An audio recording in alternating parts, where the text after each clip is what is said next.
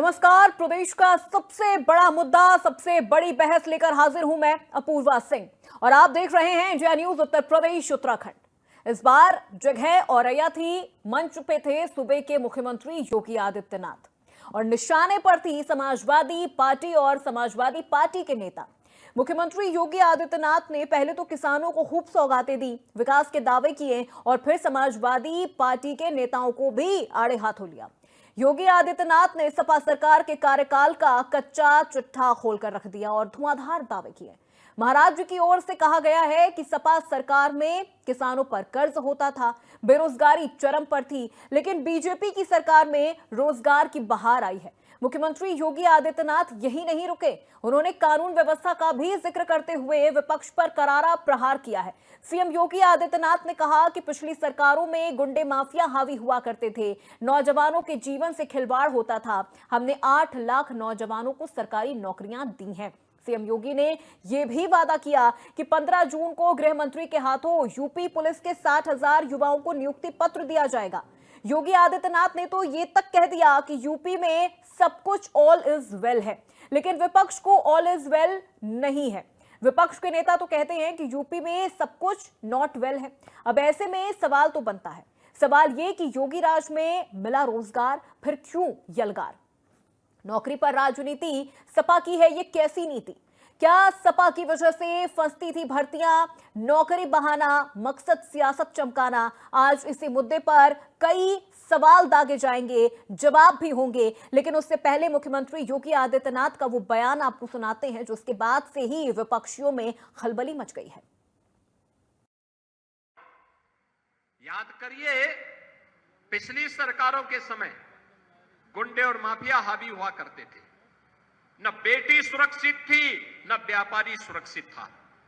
नौजवान के लिए निकलने वाली नौकरियों पर चाचा और भतीजे की दृष्टि ऐसे लगती थी कि वह पूरी भर्ती ही विवादित हो जाती थी। नौजवान के जीवन के साथ खिलवाड़ हो जाता था।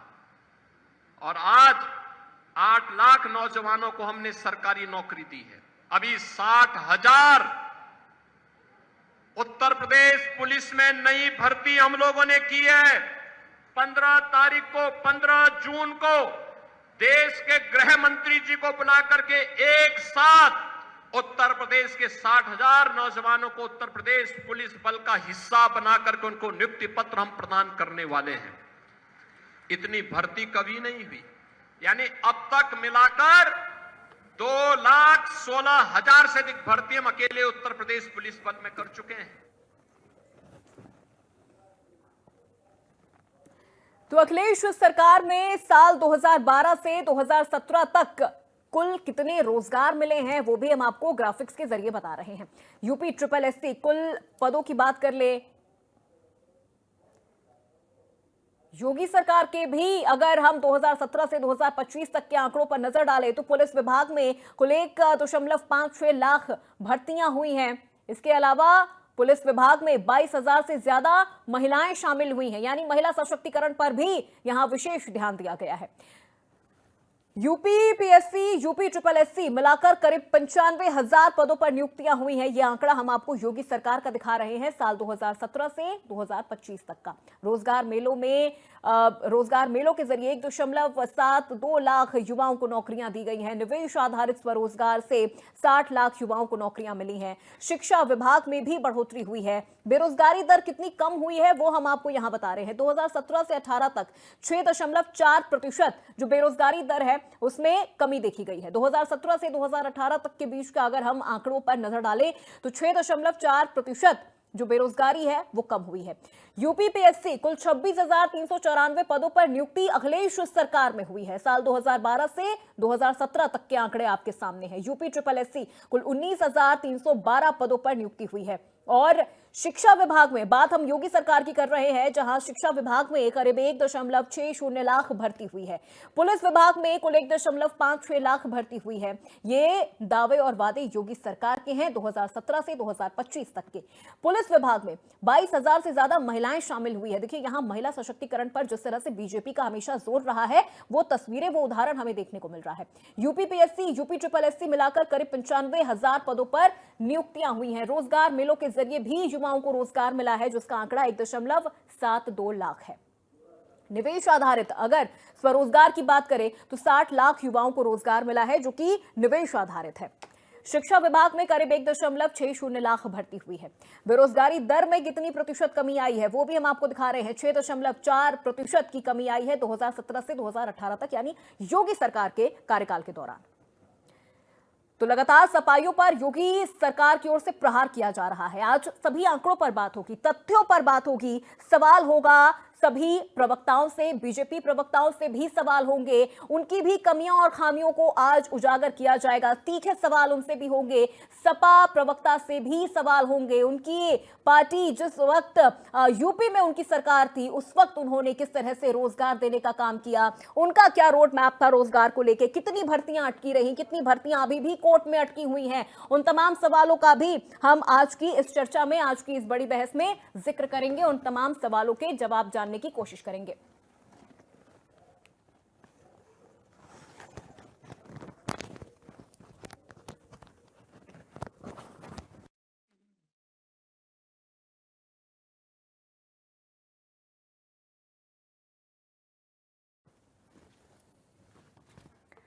तो कुछ ही देर में हमारे साथ मेहमानों का एक खास पैनल भी जुड़ेगा, जिनसे हम सवाल भी पूछेंगे और सवाल पक्ष से भी होंगे, सवाल विपक्ष से भी होंगे, और जानने की कोशिश की जाएगी कि अब तक इतने सालों में युवाओं के लिए उत्तर प्रदेश में आई इन दोनों सरकारों ने क्या किया है। जितने दावे और जितने वादे किए जा रहे हैं, क्या उन सभी दावों वादों पर सरकार खरी उतरी है या नहीं। तो कुछ ही देर में मेहमानों का पैनल भी हमारे साथ जुड़ जाएगा। सवालों की शुरुआत हम उनसे भी करेंगे और ये जानेंगे कि क्या इस बार चुनाव में नौकरी एक असली मुद्दा बन पा रही है, या इस बार भी ये सिर्फ एक राजनीतिक हथियार है। क्योंकि कई सरकारी रिपोर्ट्स हैं, डेटा है और तथ्यों पर आज बात होगी, आंकड़ों पर बात होगी। गोलमोल जवाब नहीं सुने जाएंगे, गोलमोल जवाब आज किसी भी हाल में नहीं सुने जाएंगे। सिर्फ तथ्यों और आंकड़ों पर आज जवाब होंगे और इन्हीं विषयों पर हम चर्चा करने के लिए हमारे साथ कुछ ही देर में हमारे जो मेहमान हैं आज के, वो बस जुड़ने ही वाले हैं और सवालों की शुरुआत उनसे होगी। जानने की कोशिश करेंगे कि जब सपा की कार्यकाल थी, तब चाचा भतीजा की दृष्टि से जो भर्तियां होती थी उनमें कितने विवाद होते थे। क्योंकि आज सीएम योगी आदित्यनाथ ने औरैया में चाचा भतीजे का भी जिक्र किया है। उन्होंने माफिया राज का जिक्र किया है, उन्होंने किसानों का जिक्र किया है, खासतौर पर उन्होंने युवाओं का जिक्र किया है। उन्होंने कहा है कि अब से इस बार 15 जून को 60,000 से अधिक युवाओं को गृह मंत्री नियुक्ति पत्र देने वाले हैं। चाचा भतीजे की दृष्टि के कारण भर्तियां विवादित हो जाती थी, लेकिन हमारी सरकार ने युवाओं को 8 लाख सरकारी नौकरी दी है।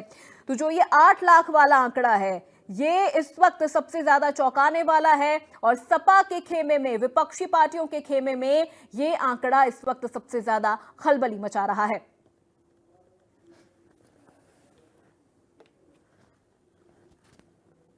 तो चलिए चर्चा की शुरुआत करते हैं। हमारे आज के मेहमान हमारे साथ जुड़ चुके हैं, एक एक करके उनका परिचय आपसे करवा देते हैं। देवेंद्र प्रमुख जी हमारे साथ जुड़ गए हैं, जो कि बीजेपी प्रवक्ता है। देवेंद्र जी, बहुत स्वागत है आपका। और गुफरान अंसारी, प्रवक्ता कांग्रेस पार्टी से हमारे साथ जुड़ गए हैं। अंसारी साहब, बहुत स्वागत है आपका। अनिल झा, जो कि प्रवक्ता सपा हैं, अनिल झा जी, बहुत स्वागत है आपका। और शैलेंद्र प्रजापति, वरिष्ठ पत्रकार, हमारे साथ जुड़ चुके हैं। शैलेंद्र जी, आपका भी बहुत स्वागत है। प्रवक्ताओं का रुख करूंगी, लेकिन उससे पहले शैलेंद्र जी, आपकी दृष्टि से आज के इस पूरे दावे और वादे को समझूंगी कि क्या इस बार के चुनाव में भी ये नौकरी एक आंकड़े के तौर पर हमारे सामने नजर आएगा, या इस बार भी ये आंकड़ा सिर्फ एक हथियार है चुनाव जीतने का।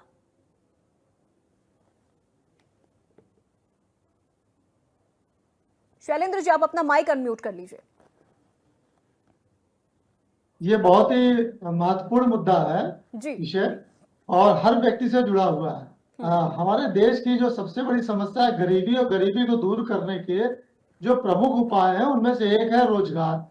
यदि रोजगार उपलब्ध हो जाए तो गरीबी दूर हो जाएगी, गरीबी दूर होगा, देश विकसित हो जाएगा, जो कि हमारे प्रधानमंत्री जी का एक विजन भी है 2047 तक में इसको विकसित करने का। ये एक बहुत महत्वपूर्ण विषय हो सकता है यदि इसको उसी गंभीरता के साथ हम अमली जामा पहना दें तो। पिछले लंबे समय से ये देखा गया है कि चूंकि भ्रष्टाचार हर स्तर पे बढ़ गया है और निर्लज्जता के साथ बढ़ता चला गया है। चपरासी भी अब फाइल में से कौन सा कागज निकाल कर बेच दे इसकी कोई गारंटी नहीं, और चेयरमैन या उस विभाग का जो सर्वे सर्वा मंत्री हो, जो भी कोई व्यक्ति हो, वो अगर उसका पूरा पॉलिसी और सब कुछ बेच करके किसी के लिए काम कर रहा हो तो सबको जानकारी है, कहीं कोई अपमानजनक महसूस नहीं होता और उन पर कोई कार्रवाई भी खुले तौर पर नहीं होती। तो इन भ्रष्टाचारों के कारण जितनी भी नियुक्तियां हो रही थी पिछले लंबे समय से, सब में गड़बड़ी बहुत कायदे से हो रही थी। कहीं पेपर लीक हो रहा है, कहीं पर उसका रिजल्ट गड़बड़ किया जा रहा है। आप दोनों पार्टियों को लेकर बता रहे हैं, दोनों पार्टी? निश्चित रूप से देखिए, भ्रष्टाचार किसी एक पार्टी की देन नहीं है, लेकिन बहुत ही सोचनीय विषय है कि किसी पार्टी के एजेंडे में भ्रष्टाचार नहीं है कि भ्रष्टाचार को रोकना है। हर कोई ये कहता ठीक है, विकास करने के लिए थोड़ा बहुत आप स्वीटनर दे दीजिए, लेकिन ये कहिए कि छूट दे दें तो यहाँ तो छूट है और हर पार्टियों ने किया है। और इस वजह से जो नियुक्तियां होती थी सरकारी नौकरियों में, जिसकी वजह से रोजगार के ऊपर क्वेश्चन मार्क लग गया था और इस सरकार के ऊपर भी क्वेश्चन मार्क लग गया था जी। पिछली बार योगी जी को यह कहना पड़ा कि यदि किसी ने इसमें सेंधमारी की तो 1 करोड़ रुपए तक का जुर्माना और उसको कई साल की जेल की सजा यह प्राप्त होगी।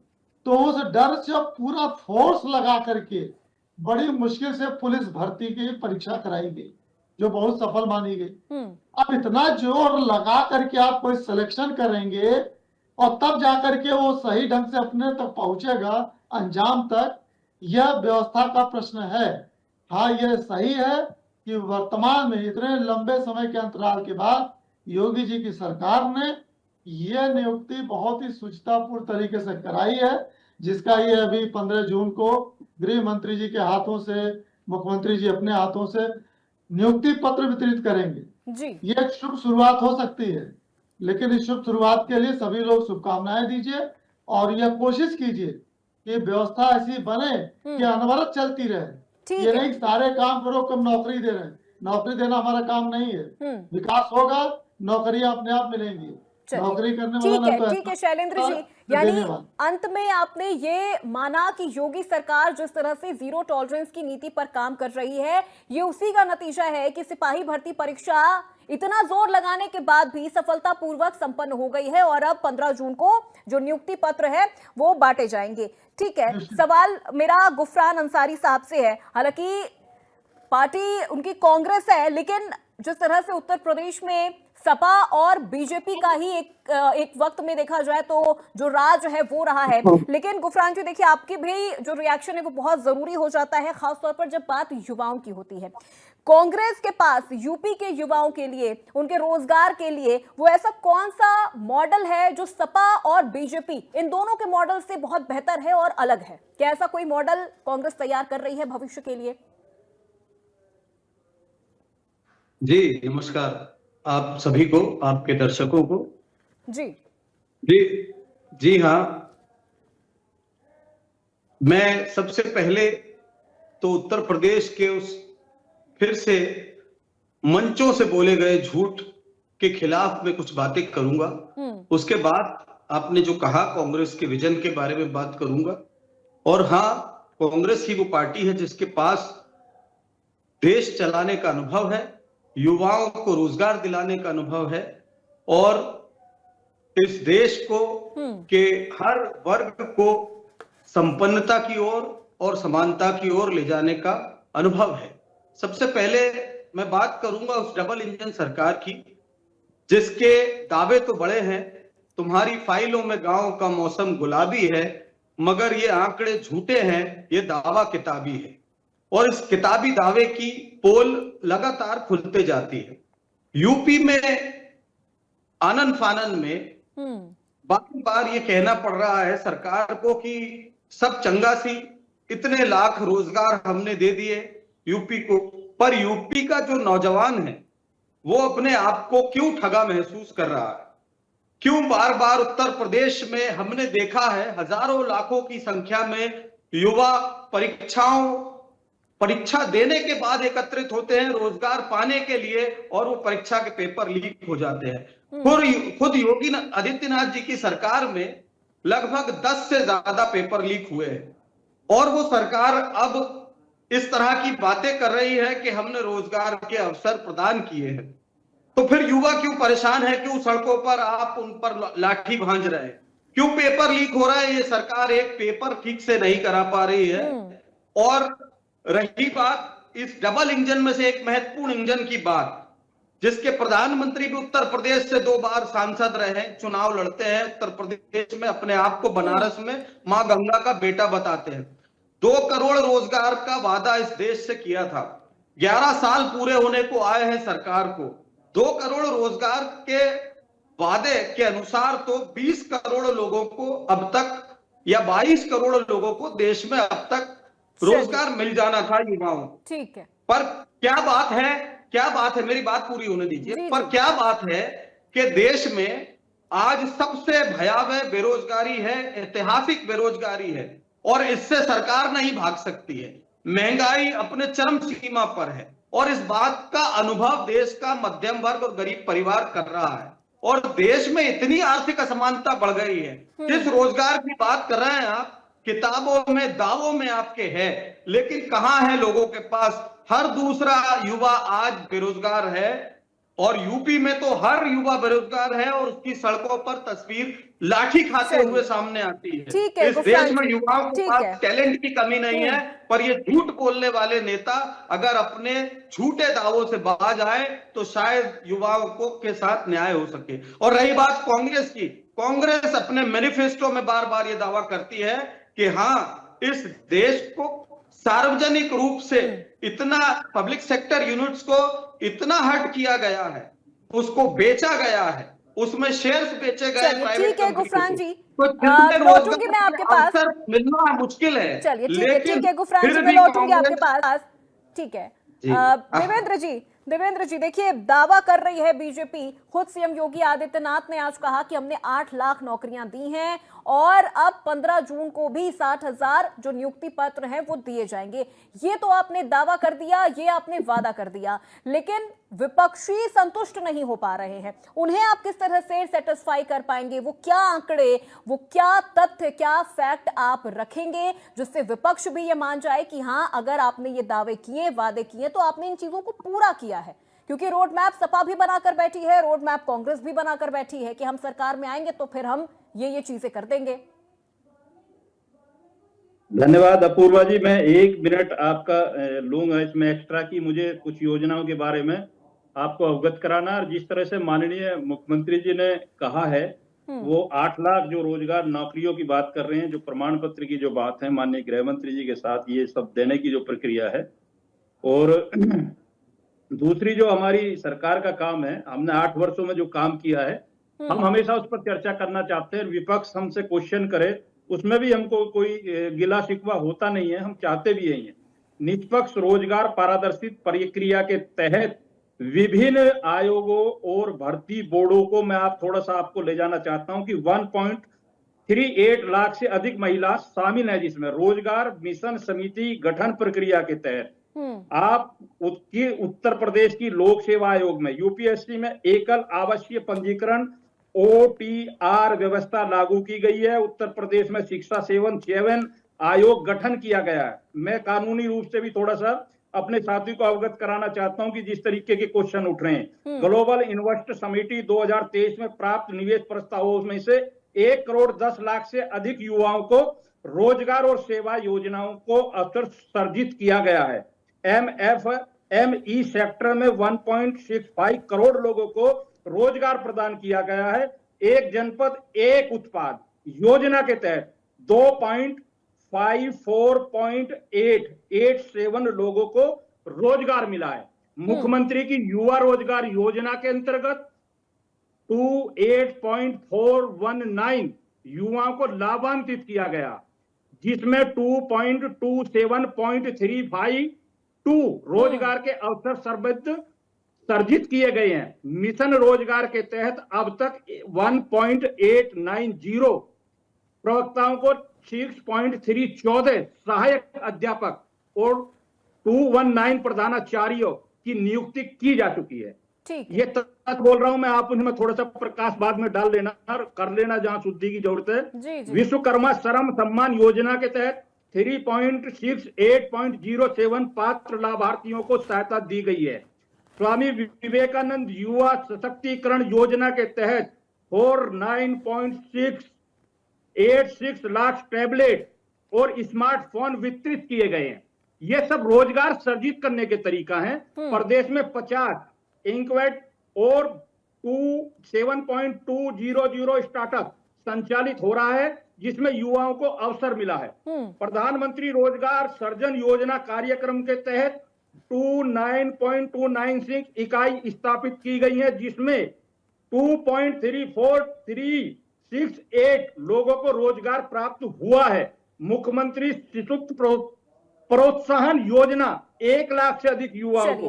ठीक है देवेंद्र जी, अभी हम देखिए आंकड़ों को तो हम देख ही रहे हैं, इन आंकड़ों पर भी हम चर्चा कर रहे हैं, लेकिन आपके ऊपर आरोप भी लग रहे हैं, बीजेपी पर आरोप ये लग रहे हैं कि भर्ती प्रक्रिया में देरी बहुत ज्यादा हो जाती है, युवाओं को मानसिक तौर पर काफी ज्यादा प्रताड़ित भी होना पड़ता है। ऐसी परिस्थितियों में लौटूंगी मैं आपके पास देवेंद्र जी इन्हीं तमाम सवालों के साथ। एक बार सवाल मैं यहाँ पर अनिल झा जी से ले लूं, सपा प्रवक्ता है वो। अनिल झा जी, देखिए जब समाजवादी पार्टी की सरकार थी यूपी में, तब ये दावा किया गया था कि 5 लाख से ज्यादा, यानी 5 साल में 5 लाख से ज्यादा जो नौकरी है वो दी गई थी। लेकिन अगर हम हकीकत की बात करें तो भर्ती प्रक्रिया में बार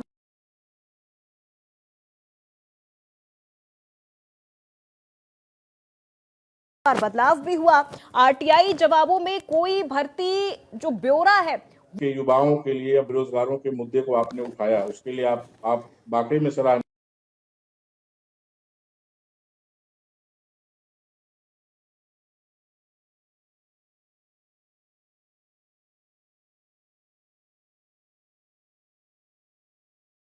आप वाकई में सराहनीय है, आपका चरण सराहनीय, और मैं आपको धन्यवाद देता हूं। मैं धन्यवाद आदरणीय मुख्यमंत्री को भी देता हूं कि कम से कम 8 साल बाद ही सही, देर आए दुरुस्त आए, आपने कम से कम रोजगार पे बात करना शुरू कर दिया। इसका मतलब है, उम्मीद करता हूं कि आने वाले चुनाव में आप रोजगार, भ्रष्टाचार, जैसे कि हमारे पैनलिस्ट कह रहे थे, और रोजगार, भ्रष्टाचार, इन सब बातों पे आप आने वाले समय में महंगाई पे बात करेंगे। देखिए, अभी हमारे कांग्रेस के मित्र ने एक शायद शेर कहा आपके सामने, मैं उसको रिपीट करूंगा, क्योंकि देवेंद्र जी जो खाता बही लेके बैठे हुए हैं, कि मुझे पता नहीं कि ये कौन से ग्रह के लोगों को इन्होंने इतने सारी नौकरियां दे दी।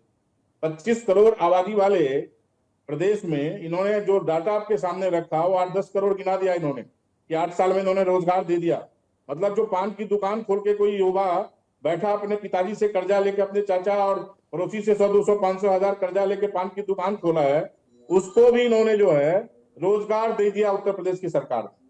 तो सवाल ये है कि सबसे पहले जो 69,000 शिक्षकों वाला था, जिसको इन्होंने महाघोटाला किया था, और उसमें तमाम आपके मीडिया के साथी ने उस पर आंदोलन किया, लोगों ने लाठी खाई आंदोलन करके, और उसके बाद हाईकोर्ट को संज्ञान में लेना पड़ा, और हाईकोर्ट ने 2.5 महीने का समय दिया था। उसका क्या हुआ? अच्छा होता कि मुख्यमंत्री जी गृह मंत्री के साथ पहले यो सर्टिफिकेट बांट दिए होते रोजगारों को, जिनकी नौकरी छीन के बैठे हुए हैं और हाईकोर्ट में अभी भी लंबित है।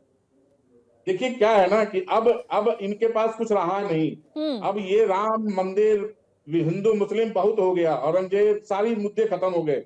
अब आ गया सिंदूर मुद्दा, और वहां भी देख ही रहे हैं आप कि सवाल के जवाब नहीं दे पा रहे हैं। तो अब इनको आना पड़ेगा रोजगारी के मुद्दे पे, महंगाई के मुद्दे में। लेकिन बात वही है जो हमारे कांग्रेस के मित्र ने कहा कि तुम्हारे किताबों में गाँवों के मौसम गुलाबी है, बट ये तुम्हारे आंकड़े और दावे जो हैं वो सब बेकार है, किताबी हैं। ये चांद पे, मंगल ग्रह पे जाके नौकरियां बांट रहे हैं। उत्तर प्रदेश में कहाँ? अरे अच्छा होता भाई साहब, हम लोग उम्मीद करते हैं कि ये जो 8 लाख सर्टिफिकेट बांटेंगे, तो जिलेवार, ब्लॉक वाइज, तहसील वाइज लिस्ट एक जारी कर दें कि कौन से जिले में, कौन से तहसील में, कौन से ब्लॉक में, कितने गांव में इन्होंने किसको नौकरी दी। कोई डेटा इनके पास नहीं होगा। ये सिर्फ भटकाने वाले लोग हैं, है इनके पास कुछ नहीं। 8 साल हो गया इनको, 25 करोड़ की आबादी है, 8 साल में ये 8 लाख नौकरी बांटने जा रहे हैं। अब आप अंदाजा लगा लीजिए कि जो सरकार 8 साल में 8 लाख नौकरी देने जा रही है, बांटेंगे पता नहीं उसका क्या होगा, कब उसको जो है ज्वाइनिंग मिलेगी, कब उसको तनख्वाह मिलेगा। अभी तो बच्चों से भाषण दे रहे हैं, जो इनका काम है।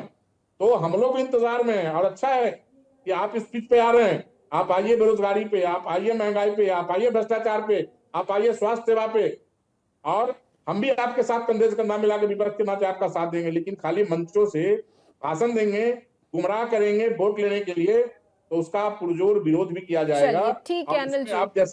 आप जैसे पत्रकार, आप जैसे चैनल, आप जैसे एंकर की भी अहम भूमिका होती है। मैं फिर से एक बार आपको धन्यवाद देता हूं कि आज कम से कम आपने बेरोजगारी के मुद्दे पे, जो अहम जरूरी है इस प्रदेश के युवाओं के लिए, बेरोजगारों के लिए, आपने रखा है और हम लोगों को बुलाया। मैं आपको धन्यवाद देता हूँ। चलिए ठीक है, बिल्कुल अनिल जी। शैलेंद्र जी, एक सरकार दावा कर रही थी कि हमने 5 साल में 5 लाख नौकरी दी, एक सरकार वादा कर रही है कि हमने 8 साल में 8 लाख नौकरी दी। देखिए, कंपैरिजन किस तरह से करें सर? ये राजनीतिक दावे हैं, इसको सुनिए और उसके अपने ढंग से गुनिए। क्योंकि नौकरी देना ये कोई व्यवसाय नहीं है। जब जरूरत पड़ेगी तभी नौकरी निकलेगी, तभी नौकरी दी जाएगी। व्यवस्था को चलाए रखने के लिए जो ह्यूमन रिसोर्स की रिक्वायरमेंट बनाई गई है, जिसको आप सरकारी भाषा में कहते हैं कि पोस्ट की सैंक्शनिंग हुई है, उतने पोस्ट स्वीकृत किए गए हैं, उनको भर लेना चाहिए ताकि वो सारे कार्य सुचारू पूर्वक चले। लेकिन एक नया दौर चल निकला है पिछले कई वर्षों से, कम से कम 15 साल तो हो ही गए, कि आउटसोर्सिंग से लोगों को रखा जा रहा। जिस कार्य के लिए 60,000 या 50,000 रुपया वेतन दिया जाता था, आज वही काम 15,000 रुपए में आउटसोर्सिंग के माध्यम से हो रहा है। और उसमें रखने की जो प्रक्रिया है वो किसी एजेंसी को हायर कर लेना। एजेंसी का सिलेक्शन कैसे होता है सबको पता है, और उनके माध्यम से ये नियुक्ति हो रही है। तो अब बेरोजगार जो बच्चे हैं, युवा, वो क्या करें, कहें something is better than nothing, तो इसलिए उसके माध्यम से ही लिया जा रहा है।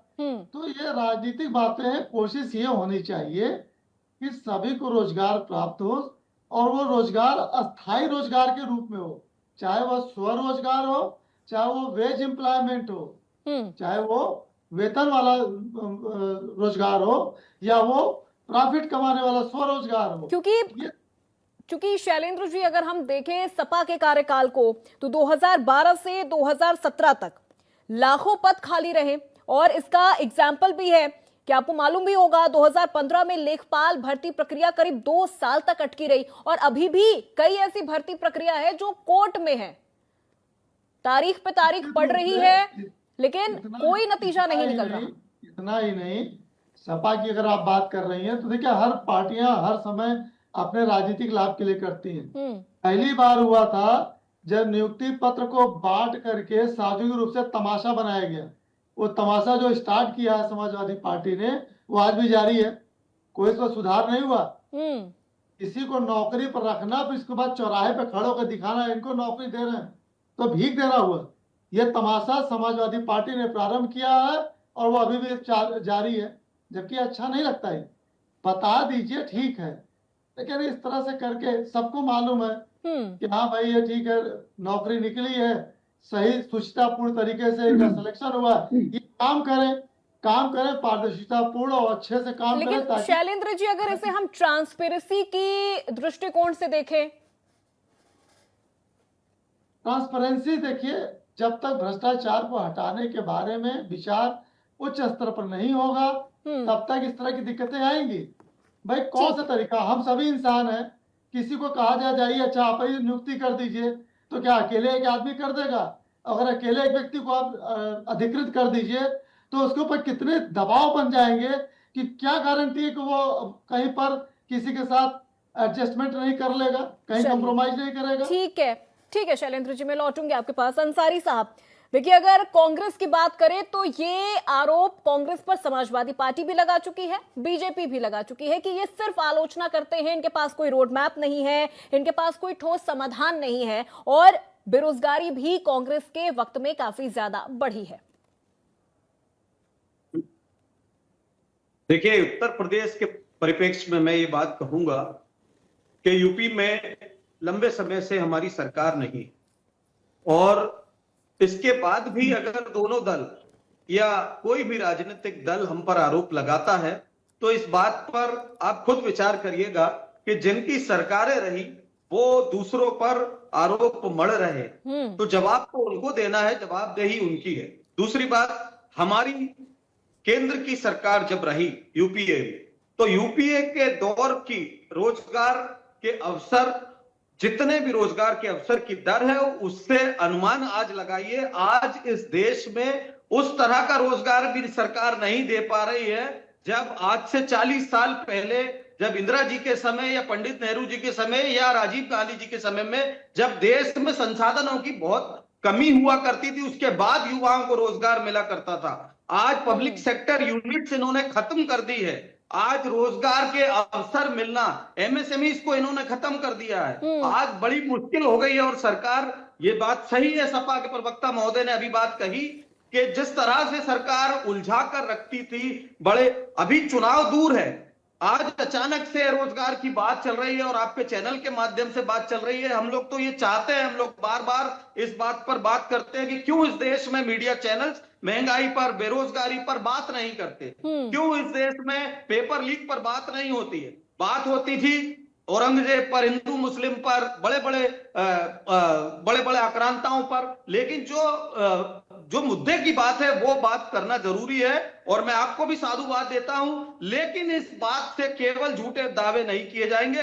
प्रधानमंत्री को भी बताना पड़ेगा, जब चीख कर कहते हैं कि यूपी में डबल इंजन की सरकार है, तो यूपी में केंद्र शासन की कितनी भर्तियां करवाई प्रधानमंत्री ने, कितने लोगों को रोजगार दिया, आपको ये डेटा संसद में देना पड़ेगा। और आप जो योगी आदित्यनाथ जी मंचों पर कह रहे हैं, विधानसभा में ये बात कहना पड़ेगा, तब विधानसभा में यूपी के पूर्व मुख्यमंत्री जो हमारे इंडिया गठबंधन में है वो इसका जवाब वहां पर दे पाएंगे, और साथ में हम भी इसका जवाब वहां पर दे पाएंगे। विधानसभा में यह बात कहना पड़ेगा कि आपने कितने लाखों, जिस तरह से मंच से आप दावे कर रहे हैं, हमारे पास अनुभव है, हम मानते हैं अगर रोजगार, हम जिस तरह का हम वादा करते हैं उतना हम पूरा करते हैं, और अगर वहां तक नहीं पहुंचेंगे तो हमने बेरोजगारी भत्ता, एक बड़ा युवाओं को वादा, न्याय वादा किया था, और सरकार ने इस तरह का कुछ भी प्रावधान बेरोजगार युवाओं के लिए उत्तर प्रदेश में नहीं रखा। बहुत सारे दावे करते हैं, लेकिन गुफरान जी, स्किल डेवलपमेंट पर भी बीजेपी ने काम किया है, स्किल डेवलपमेंट पर काम किया है। एक मिनट गुफरान जी, देखिए, स्किल डेवलपमेंट पर भी बीजेपी ने काम किया है, स्टार्टअप्स पर बीजेपी ने काम किया है, जो मुझे लग रहा है शायद कांग्रेस के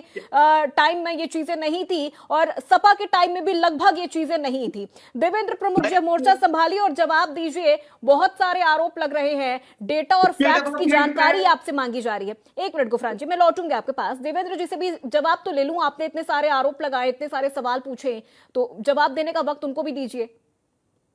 अपूर्वा जी, कभी प्रत्यक्ष को प्रमाण की जरूरत नहीं होती। मुझे बड़ा अच्छा लगा, दोनों साथियों ने मुझ पे क्वेश्चन डाले हैं, और वो जिस भी चीज को आज बोलते हैं कि झूठा जो आंकड़ा, तो वो झूठा आंकड़ा वो भी होता है जो सरकार के खिलाफ लेकर आते हैं, वो उनके घर में नहीं छपता है। ये सब आंकड़े जो है सरकार की तरफ से आते हैं, एजेंसियों की तरफ से। पहली बात तो जो एनसीआरबी का, जब तुम उसे देते हो हमें बार बार एनसीआरबी, तब हम देते हो तो झूठा, तुम देते हो तो सत्य। पहले मैं ये कहता हूं कि आंकड़ा होता है, मानिए। और दूसरी बात यह है कि तथ्य के साथ आपको बोलूंगा, विश्लेषण करा लीजिए। आप बीच में बोलिए मत, सुन लीजिए बस। मैं बोला था नहीं, आप कितने झूठ बोले, सुन लीजिए। शैलेंद्र जी अच्छा विश्लेषण कर रहे हैं, उनका धन्यवाद करता हूं। विश्लेषण कीजिएगा, और आप मेरे बाद जो मैं बोल रहा हूं या साथी बोल रहे हैं उसका निष्कर्ष निकालना आपका काम है। मैं ये कहता हूं पूर्वा जी, आप बड़ा चैनल है, बड़ी एंकर हैं, और अच्छी डिबेट के लिए धन्यवाद। आज बोलने का मौका मिल रहा है, तथ्य के साथ बोलूंगा। पहली बात तो जिस तरीके से साथियों ने हम पर क्वेश्चन डाले, आज वो अपनी उपलब्धि गिला रहे कांग्रेस के मित्रों और सपा के, तो आज भारत कहां खड़ा है? आज जो है तथ्य है कि भारत की जीडीपी की चर्चा हो रही है, क्या कभी कांग्रेस टाइप में हिम्मत थी यूपी 1-2 में कभी यूपी पे बेरोजगारी पे बात होती है, जीडीपी पे बात नहीं आज होती जो है। जिसकी बात हो रही है, अरे आप सुनो तो सही भाई, अरे आप जीडीपी जिसकी बात हो रही है, आज इकोनॉमी की बात हो रही है, अरे चौथे नंबर की इकोनॉमी है भारत, जीडीपी बात कर रहे हो पूरी आप। दुनिया मानती ऐसे है इस बोलेंगे बात आप को। तो। कभी सपने में सोचा ऐसे आपने? बोलेंगे आप पूरा जीडीपी और में। जो रोजगार योजना वर्जन की बात है, रोजगार जो होते हैं सर्जन कराने का काम, वो सरकारी नौकरियां नहीं होती है। काम चाहिए नौजवान को, बिजनेस चाहिए, उसको सारी चीज दी जाती है। आज इतने उद्योग एक-एक लगा दिए करके हैं सर बोलिए, दुनिया से एक-एक लाकर करके, हाँ। कि उत्तर प्रदेश में ही उद्योगों की भरमार है। आज यही उत्तर प्रदेश जो बीमारू होता था, देश की जीडीपी में दूसरे नंबर की इकोनॉमी है। आज यही उत्तर प्रदेश कानून व्यवस्था में कहाँ से रोल पढ़ मॉडल के आते पूरी हो भाई? दुनिया में है। कल कहाँ परसों से पढ़ इटली के के आते हो? प्रधानमंत्री ने व्हाट्सएप जिस यूनिवर्सिटी तरह से पढ़ से के आ रहे हो क्या? उत्तर दूसरे प्रदेश नंबर के की जीडीपी जिक्र हो गई। किया है, ये वो- बड़ी बात है भाई। इन पर चर्चा कब करोगे आप? अपूर्वा, आपके मुझे समय में, जवाब चाहिए इनका, आपके तुमको साथियों जवाब के देना समय जरा। में ये बिल्कुल जाना जाता बिल्कुल था। अनिल जी, हिंदू जवाब और मिलेगा आपको, मुसलमान आपके सारे दंगे सवाल का और जवाब तोड़फोड़ मिलेगा, के लिए। हमारे भी सवाल आज होंगे। ये जाना देवेंद्र जी को जाता बोल है लेने दीजिए। विकास के लिए। देवेंद्र जी, ज्यादा वक्त ना लेते हुए 1 मिनट में आप अपनी बात कंप्लीट करिए, फिर मैं अनिल झा जी का रुख करूंगी। मैं ये कहना चाहता हूं, बस इतना ही कहूंगा पूर्वा जी, कि हमारे साथी सच पर बोले। मैंने उत्तर प्रदेश का जिक्र किया, ये आज वो उत्तर प्रदेश है जिसकी कानून व्यवस्था की दुनिया में, भारत की बात छोड़िए, दुनिया में, और ये वही चलिए, उत्तर प्रदेश ठीक है है जिस पर देवेंद्र उंगली जी, उठा रहे हैं हमारे आपके साथी दावे हैं, कि तुम कितनी आपके इकोनॉमी दावे देते थे। हैं, आपके आज दावे भारत हैं और चौथे वादे नंबर की हैं। इकोनॉमी अनिल बना झा है, जी की भी, अर्थव्यवस्था बना है ठीक है, दुनिया में। उनसे भी जवाब लेते हैं। आज 5 भारत में साल दूसरे तक, नंबर का अगर है तो उत्तर प्रदेश है। ठीक है, ये 5 प्रमाण साल है में भाई। 5 लाख ये नौकरी देने प्रमाणित का है। दावा अखिलेश ये यादव घर ने में भी नहीं किया हुए। था। ये योगी जी मोदी जी ने नहीं ठीक किया है, है, ठीक है ये देवेंद्र सरकार जी, ने किया है, देवेंद्र जी सर रुक और जाइए, देश की जनता के सहयोग से किया। ठीक है देवेंद्र जी रुक जाइए। अनिल झा जी, देखिए 5 साल में 5 लाख नौकरी देने का जो वादा है वो अखिलेश यादव ने भी किया था, लेकिन सबसे बड़ा आरोप जो समाजवादी पार्टी पर लगा है वो ये है कि जातिवाद बहुत ज्यादा रहा, सिफारिश बहुत ज्यादा रही जब आप नौकरियां देते थे, घोटाले बहुत रहे सपा के शासनकाल में, खासतौर पर भर्ती प्रक्रिया में, भाई भतीजावाद ये तो बहुत चरम सीमा पर थी सर। जब सपा की सरकार थी, सिफारिशें होती थी, जातिवाद तो और भाई भतीजावाद तो चरम पर था। अपूर्वा जी, मैं आपके दोनों प्रश्नों का उत्तर दूंगा, लेकिन पहले मैं देवेंद्र जी की बातों को मैं उत्तर देना चाहता हूं। जी देवेंद्र जी, बेरोजगारी, उत्तर प्रदेश की बेरोजगारी और रोजगार पे बात हो रही है, देश की जीडीपी पे बात नहीं हो रही है। यहाँ पे देश की जीडीपी बात नहीं हो रही है, और तो देश की केंद्र सरकार जीडीपी की में बातों पे यूपी बात का नहीं हो कोई रही है। योगदान नहीं है। ये अनिल जी कौन देश सा की फर्क जीडीपी है? में यूपी का कोई ये योगदान कौन नहीं है सा क्या फर्क अनिल है? जी? अगर उत्तर प्रदेश मैं- की मैं जीडीपी बता नहीं रहा हूं, होगी, मुझे उत्तर बोलने प्रदेश तो की दीजिए। इकोनॉमी अर्थव्यवस्था मुझे नहीं है, बात तो अपनी रखने तो फिर दीजिए। चर्चा किस चीज की? देवेंद्र जी, ठीक है थोड़ा देवेंद्र ध्यान जी, से 1 मिनट सुनिए, उनको मैंने जवाब आपको दे सुना। देने दीजिए, जवाब ले लूं देवेंद्र जी, मैंने मैं। आपको लेकिन सुना, लेकिन कृपया शांति लेकिन बना के अनिल जी, सुनें। सवालों में ना, सवालों की लिस्ट में आप एक सवाल और मेरा नहीं, जोड़ लीजिएगा, आप मैं- उसका भी जवाब दीजिएगा कि क्या देश की जीडीपी में यूपी का कोई योगदान नहीं है, यूपी को आप नहीं मान मैं रहे देता हैं? हूं। मैं आपको आपकी ये भी सवाल का, तीनों सवाल का हाँ, जवाब आप दूंगा। इसको मुझे भी ऐड कर पूर्वा लीजिए, जी, ये भी देखिए जवाब समय दीजिए। बहुत कीमती है। देवेंद्र आप जी, अनिल जी को बोलो, सच के साथ बोले, देखिए देवेंद्र जी, अगर आप व्यक्तिगत बोल टारगेट रहे ना हैं, करें, ठीक है, बेवजह ठीक है, बात अनिल में जी। डिबेट खराब ना आपकी दुखती करें। नस पे चलिए, हाथ रखिए। इसका आप- देखिए विश्लेषण अभी तक कराइए। बहुत हेल्दी देश चर्चा और हो रही थी विदेश सर, में एक एक बात सवाल बात सभी हो रही है। मेहमानों से पूछ रही थी मैं, जिस पे- चर्चा हो रही थी, जिस डिस्कशन पे हो रहा योगी था, सरकार हम फेल नतीजों हो पर गई है। पहुंच रहे थे। ये तू मैं मत करिए। अनिल झा जी जवाब दीजिए। ये उत्तर प्रदेश की बेरोजगारी पे बात हो रही है, जिसपे हमारे मित्र देवेंद्र जी बात ना करके केंद्र सरकार की बातों करने लगे, जीडीपी पे बात करने लगे। ये जीडीपी बहस नहीं है, जीडीपी पे डिबेट नहीं है। आपने कहा कि उत्तर प्रदेश बहुत सारी फैक्ट्रियां लग गई है। मैं निवेदन करता हूं आपके चैनल के माध्यम से भारतीय जनता पार्टी के प्रवक्ता को कि वो अगर उनके पास अभी लिस्ट हो तो 10-20 जिले का नाम बता दे, वरना कल आपको दे दे, आपके माध्यम से हम लोग ले लेंगे।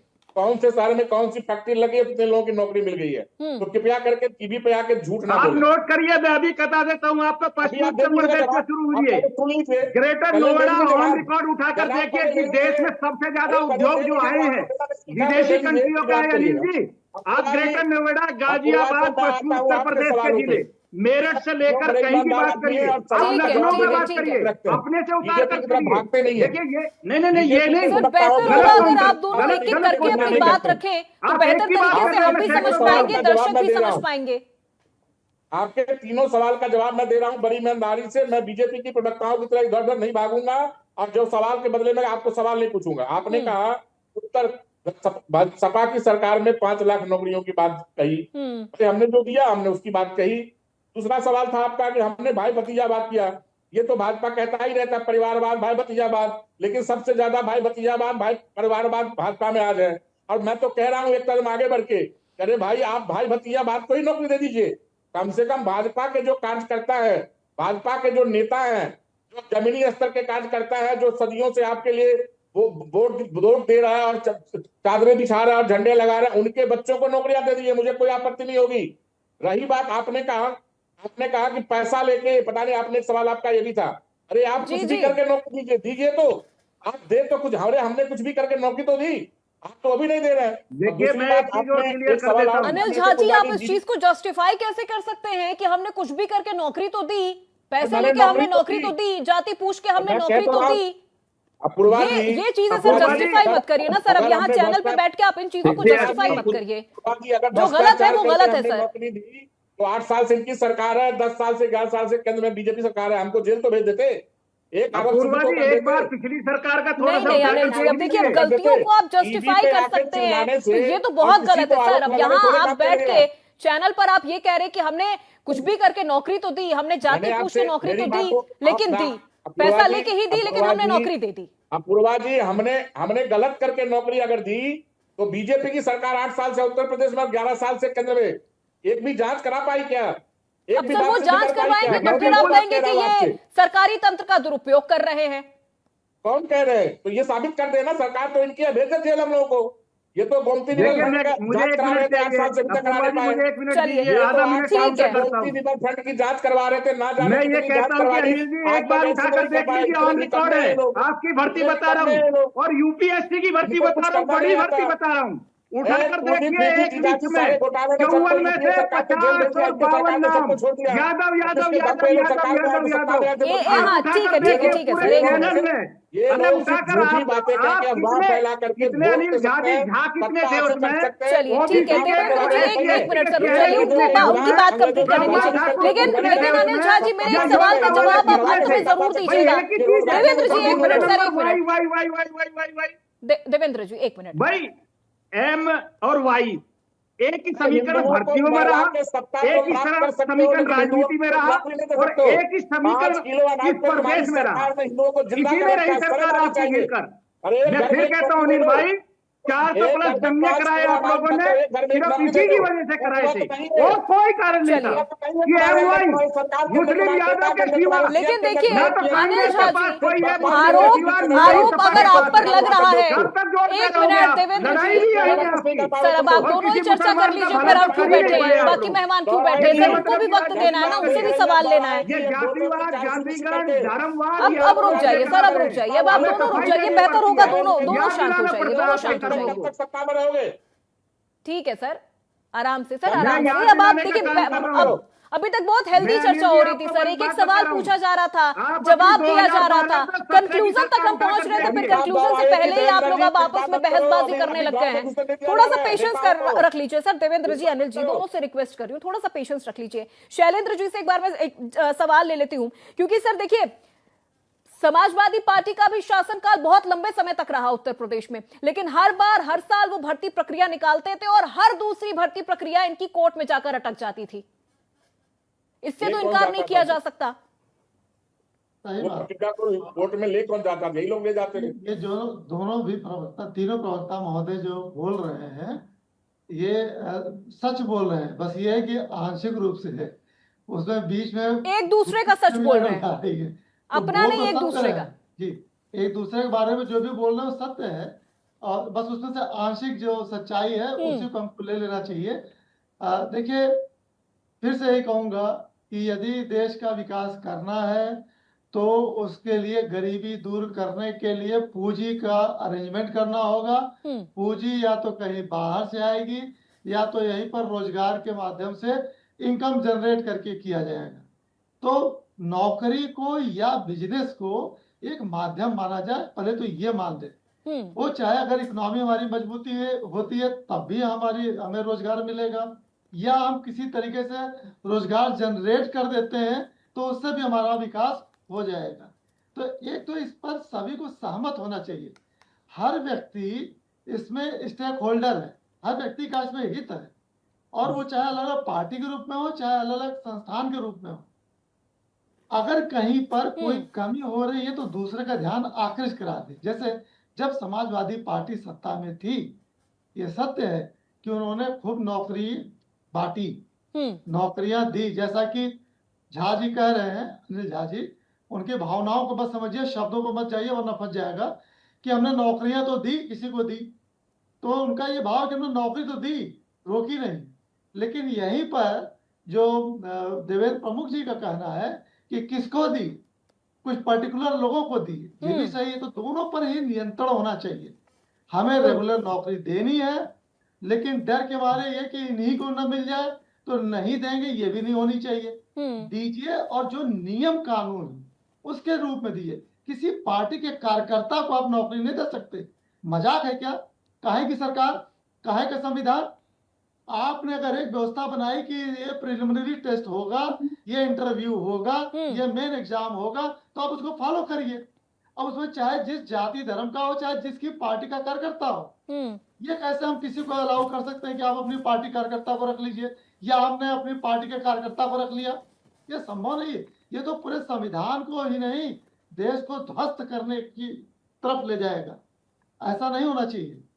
रोजगार देना है तो कोई भीख नहीं देनी है। ठीक है आप सर। सोच कीजिए, हम हर व्यक्ति, हम आप सभी लोग कहीं कहीं रोजगार कर रहे हैं, तो किसी से भीख नहीं मांग रहे हैं। हम अपनी सेवाएं देते हैं, उसके बदले हमको इनकम मिलती है।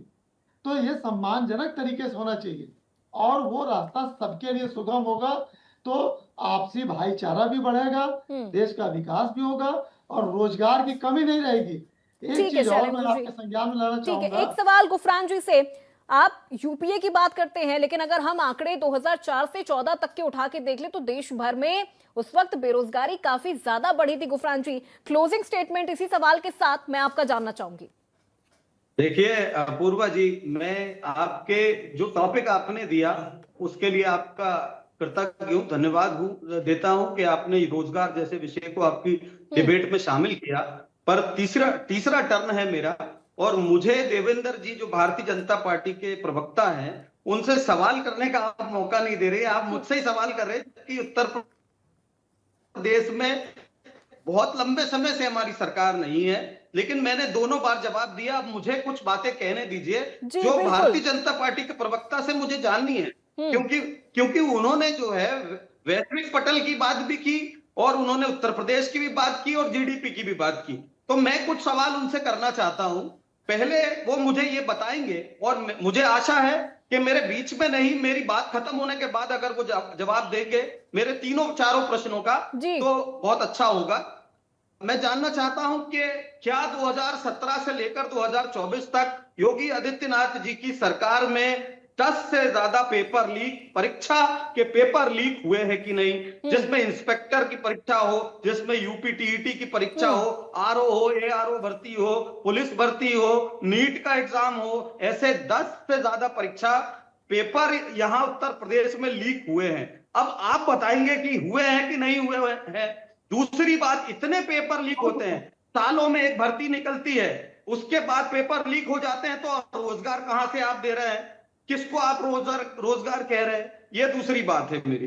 अब आपने कानून व्यवस्था की बात की कि विश्व देख रहा है उत्तर प्रदेश की कानून व्यवस्था को, तो आज देश भी देख रहा है, क्योंकि कानून व्यवस्था को ठेंगा तो उत्तर प्रदेश का जो डंपर कानून चल रहा है, जो जेसीबी वाला कानून चल रहा है, वो दिखा रहा है। कोई भी सोफिस्टिकेटेड आदमी, कोई भी पत्रकार इस कानून से सहमत नहीं है। ये संविधान के खिलाफ में है। खुद सर्वोच्च न्यायालय इस बात को कह रहा है, और ये उत्तर प्रदेश में जारी है। उत्तर प्रदेश में मुख्यमंत्री रहे, मुख्यमंत्री मंचों से अनाप बयान देने के प्रमुख है। अब मैं बात करना चाहता हूं, अभी कल का रात का वीडियो, यूपी के भदोही में एक कार, दो गुट उत्तर प्रदेश के भदोही में गदर करते हैं सड़क पर, और सरेआम लोगों को कुचलते हुए चले जाते हैं।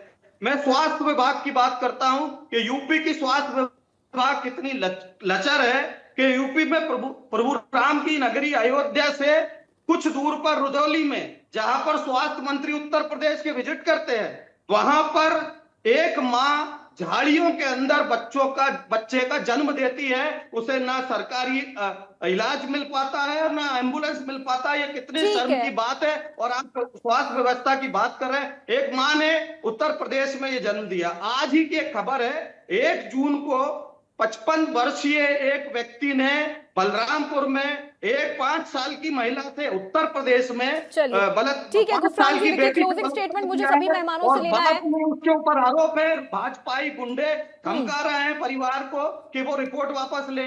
तो इस तरह के रोज ठीक है गुफरान जी, देखिए ज्यादा वक्त मेरे पास बचा नहीं है, 2 मिनट का वक्त मेरे पास बचा है और इन्हीं 2 मिनट में मुझे बाकी मेहमानों से भी क्लोजिंग स्टेटमेंट लेना है। गुफरान जी देखिए, अब इससे ज्यादा मैं आपको टाइम नहीं दे पाऊंगी सर, माफी के साथ कह रही हूँ, मैं इससे ज्यादा टाइम नहीं दे पाऊंगी। पटल की बात की, ठीक है देवेंद्र जी, क्लोजिंग स्टेटमेंट, क्योंकि सर देखिए नौकरी सिर्फ एक पद नहीं होता है, एक परिवार की उम्मीद होती है, एक अभ्यर्थी की उम्मीद होती है, सपना होता है।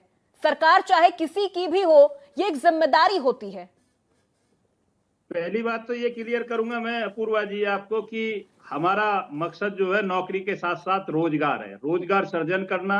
और इतनी बड़ी संख्या में उत्तर प्रदेश दुनिया का 5वां अपने आप में एक देश है कि उत्तर प्रदेश की इतनी आबादी है कि हम जब 5वें, 4थे, 6ठे नंबर पर अपनी आबादी को लेकर कर रहे हैं तो छोटा मामला नहीं है। दूसरी बात जो है, जिस तरीके का है वो हमने प्रयास किया है और उसमें हम सफल हुए हैं। और दूसरी बात हम पर आई है, कांग्रेस के प्रवक्ता ने मुझसे जवाब मांगा है, तो ये जवाब जो है कुछ चीज जनता के माध्यम से मिलते हैं। मेरे मित्र, हमारा बिल्डोजर चला, उस बिल्डोजर की वजह से मैं दूसरी बार में उत्तर प्रदेश का मुख्यमंत्री बनाया गया। क्यों बनाया गया? कि हमने क्रिमिनल को, हमने डकैतों को, लूट मारने वालों को और आपके द्वारा बनाई हुई ईडी के माध्यम से 2 से 2.5 लाख करोड़ इकट्ठा कर इस देश के विकास में लगाया, तब हमें मिला है। और उसके बाद इसे अमेरिका और फ्रांस जैसे देश जो है ना, आजकल तो ब्रिटेन और इटली, जहां राहुल जी की ननियाल भी है, वहां की प्रधानमंत्री भी कह रही है कि हमें योगी जैसा क्लोजिंग स्टेटमेंट आपका हम उसे लागू कर रहे हैं। ठीक है सर, क्लोजिंग स्टेटमेंट आपका। बस सर, बस अब देखिए, इससे ज्यादा मैं वक्त नहीं दे पाऊंगी सर, क्लोजिंग स्टेटमेंट लेना है मुझे, चर्चा को यहीं पर समाप्त करना होगा सर। इससे ज्यादा सर मैं वक्त नहीं दे पाऊंगी हमारे आज के मेहमानों को। बस यहीं पर sir closing statement Anil Jha ji एक आपका यहाँ पर मैं आपसे लेना चाहूंगी इस विषय पर। मेरा क्लोजिंग स्टेटमेंट ये है कि ये सरकार चाहे केंद्र की हो चाहे राज्य सरकार उत्तर प्रदेश की हो, ये लोग बिल्कुल रोजगार के मामले में, महंगाई के मामले में, स्वास्थ्य के मामले में, शिक्षा के मामले में जीरो है। आप अगर देखे उठाते तो इन सारे मानकों में भूखमरी हो, चाहे बेरोजगारी हो, चाहे महंगाई हो, चाहे भ्रष्टाचार हो, चाहे बेरोजगारी हो, नीचे सबसे निचले पावदान पर उत्तर प्रदेश खड़ी है। और यहाँ के बड़ी बड़ी बातें करते हैं यहाँ के भाजपा प्रवक्ता आके बैठ के। मैं एक शब्द में, एक लाइन में कहना चाहता हूँ फिर से दोबारा, आपको धन्यवाद, योगी जी को धन्यवाद, लेकिन वो 8 लाख नौकरी किसको मिलती है उसका लिस्ट होना चाहिए। और पीछे 11 साल में इन्होंने कहाँ पे रोजगार दिया है वो भी लिस्ट लेकर अगली बार देवेंद्र जी की भी चर्चा बैठे। ठीक है, बहुत शुक्रिया अनिल झा जी, देवेंद्र प्रमुख जी, गुफरान अंसारी जी और शैलेंद्र श्रीवास्तव जी, हमारे सभी मेहमानों का आज की इस चर्चा में शामिल होने के लिए।